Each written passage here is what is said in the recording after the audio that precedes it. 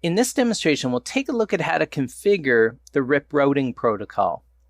Now, routing protocols are designed to share routing table information from one router to another router, and the purpose is to reduce the administrative load for the administrator to go and program all the static routes in all the different routers. Administratively, that's a huge burden. So routing protocols are designed to share routes between routers. So router 1 knows about, 3 different networks that exist. Router 2 knows about 2 other ones. So if you load a routing protocol like the RIP routing protocol, those 2 routers will share that routing table information, and both routers will know about the 5 different routes in the end. The RIP routing protocol is a distance vector routing protocol, which means that it understands the best pathway based off hop counts. So something that's 3 hops away would be better. That would be a better pathway than something that is 5 hops away, let's say. The other thing I want to make a point of is that with Juniper devices, RIP version 2 is the protocol that's used by default when you load up the RIP protocol. So I want to dive in here and just show the configuration of RIP on our Juniper device. So basically what we need to do is we need to activate RIP on each of the interfaces that you are connecting to another device that's running RIP as well. So let's get started. First thing I want to do is go into configuration mode. So I type in the edit command.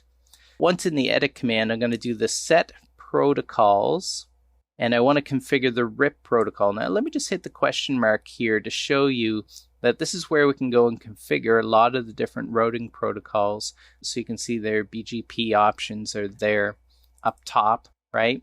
So lots of different routing protocols or different protocols here that run on our Juniper device. OSPF is there, OSPF3. Down bottom here, this is what we're going to configure, is the RIP routing protocol. Notice that RIP-NG is there as well, which is the IP version 6 version of RIP. So we want to configure the RIP routing protocol.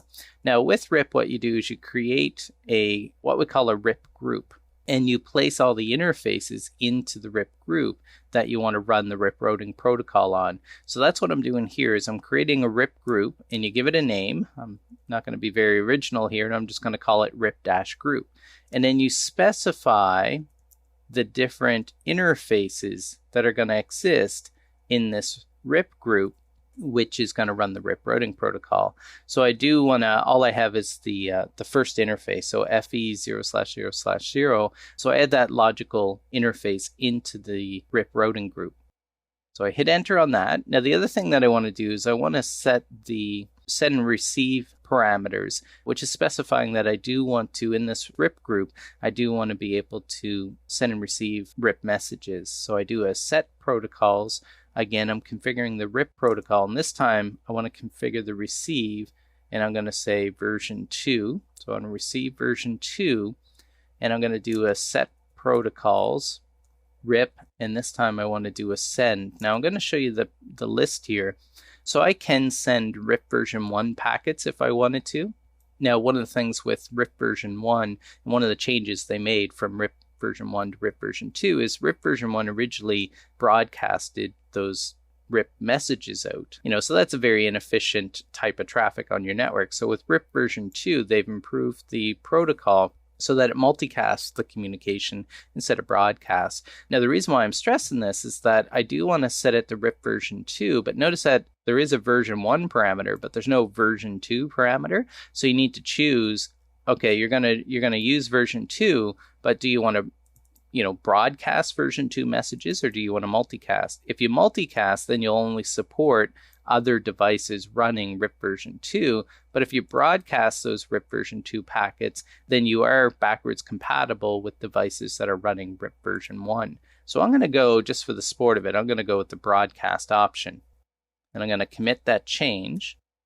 And I'm going to go back to operational mode. So I'll do an exit, and I'll do a show RIP neighbor. Okay, so we can see that RIP is running on our interface, so fast Ethernet 0/0/0. Now the next thing I want to do is, let me go back into edit and just show protocols, just to show my RIP configuration. So in this demonstration, we saw how to configure the RIP routing protocol on a Juniper device.